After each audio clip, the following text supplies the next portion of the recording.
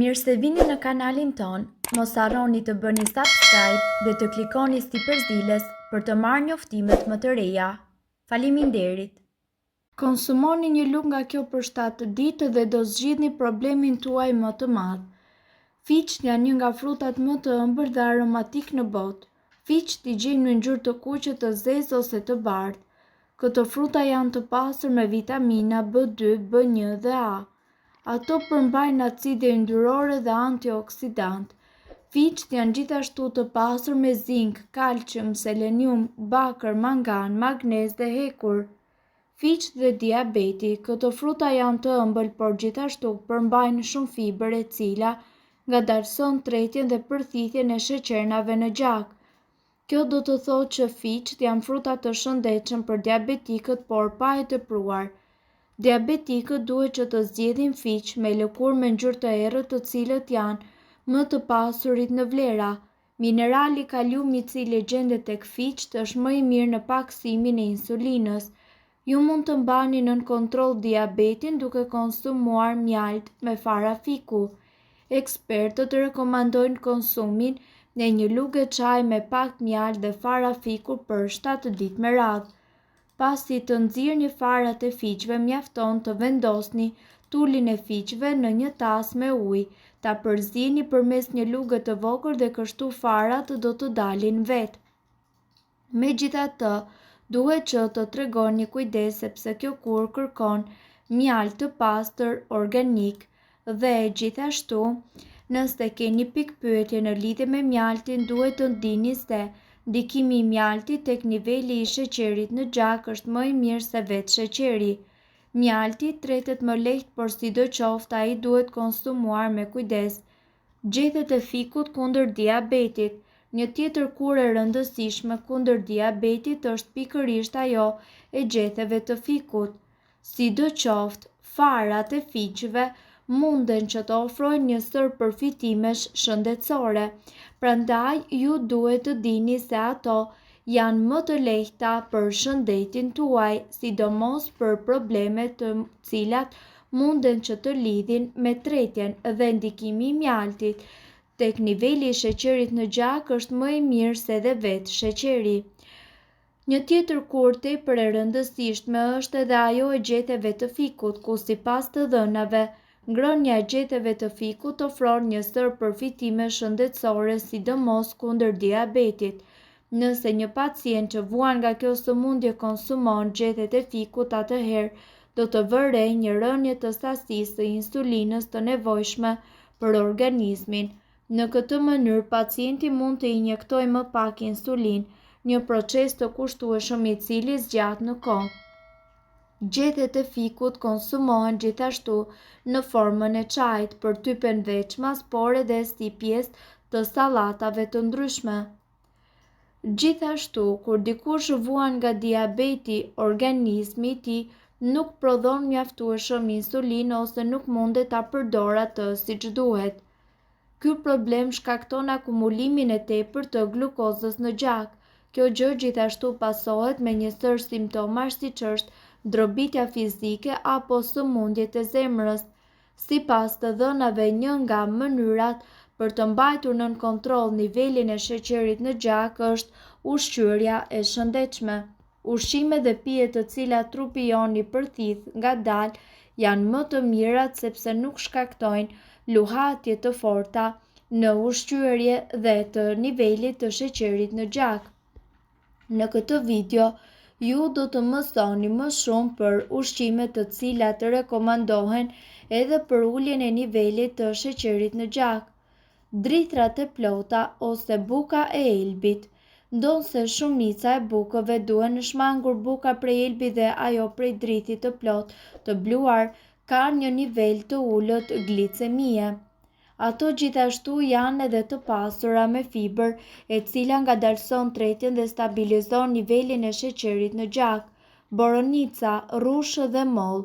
Shumica e frutave kanë një nivel të ulët të glicemisë sepse ato përmbajnë shumë ujë dhe fiber, por niveli i glicemisë mundet që të ndryshojë në varësi të pjekjes së frutave. Lëngjet e frutave për shembull kanë një nivel të lartë të glicemie, sepse shtrydhja largon fibrën dhe në lëng mbetet vetëm sheqeri. Studimet kanë konfirmuar se njerëzit të cilët konsumojnë më shumë boronica, rruzh dhe moll kanë më pak mundësi që të preken nga diabeti tipit 2. Patatet e ëmbla.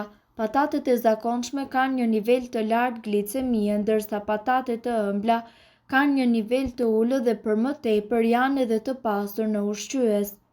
Kosi. Kosi është i vetmi produkt bulmeti i cili ulë rrezikun e shfaqjes së diabetit. Kosi i bërë në shtëpi ka një nivel të ulët glicemie dhe mbi të gjitha është mjaft i shëndetshëm. Tërshëra. Sipas të dhënave kjo shkakton luhatje në nivelin e sheqerit në gjak, duke qenë se ajo ka më pak gjasa, pasi niveli i saj ulët i glicemisë do të mbajë nën kontroll nivelin e sheqerit në gjak. Tërshëra përmban edhe B-glukan. Kjo substancë përmirëson ndjeshmërinë ndaj insulinës, ndihmon në mbajtjen nën kontroll të glicemisë dhe ul yndyrat në gjak. Megjithatë, diabetikët duhet që të mos e teprojnë me tërshërën sepse ajo përmban edhe karbohidrate. Shumica e arrorëve. Arrorët janë të pasur me fibër dhe kanë një nivel të ulët glicemie prej 9,55. Ato janë gjithashtu të pasur me proteina, me bazë bimore, acide yndyrore mono të pangopura, antioksidant, vitamina dhe minerale si magnezi dhe kaliumi. Arrorët duhen konsumuar pa e tepruar dhe në variantin e pa përpunuar të tyre. Hudhra. Hudhra ndihmon gjithashtu edhe në uljen e nivelit të sheqerit në gjak dhe përmirëson ndjeshmërinë ndaj insulinës dhe sekretimin e saj. Hudhra gjithashtu rekomandohet të hahet e freskët sepse ushqyesit e saj janë edhe më të dobishëm. Peshqit. Peshqit nuk kanë një nivel të lartë të glicemisë dhe ato gjithashtu janë të shëndetshëm për diabetikët.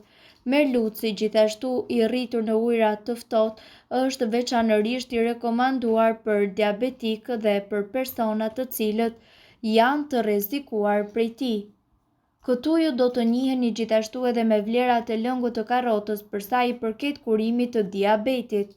Megjithse ka një shije të ëmbël, ju mundet që ta konsumoni atë pa rrezik dhe nëse vuani nga diabeti. Lëngu i karrotave gjithashtu do të përmbajë sheqerna dhe karbohidrate, por nuk do të ngrej nivelet tuaja të diabetit. Është e rëndësishme që të mos i shtoni sheqer, teksa e konsumoni në mënyrë që të mos ndikojë negativisht në shëndetin tuaj. Gjithashtu, ekspertët rekomandojnë që të mos e konsumoni këtë lëng çdo ditë pasi ka nivele të mëdha karotenoidësh të cilët mund të ndikojnë në pigmentin tuaj të lëkurës. Lëngun ju mundet që ta shtrydhni dhe ta bëni kek. Receta e dur për diabetin. Të konsumosh pije të ëmbla kur je pikërisht me diabet duket si diçka tepër e vështirë, por kjo që ne do t'ju sugjerojmë në këtë video është një pije shumë e sigurt. Përbërësit që juve do t'ju duhen janë 800 gram karrota, 200 gram moll të kuqe, 200 gram moll jeshile, 20 ml lëng limoni, 20 gram ginger. Pritini të gjitha në copëza të vogla dhe shtrydheni. Më pas, ruajeni të mbyllur në frigorifer ose mundet që ta konsumoni menjëherë.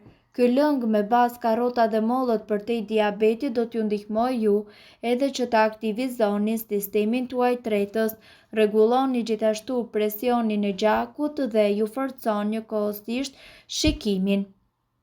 Mirë, po duhet të dini se këto informacione nuk kanë për qëllim të zëvendësojnë ilaçet e përshkruara nga mjeku.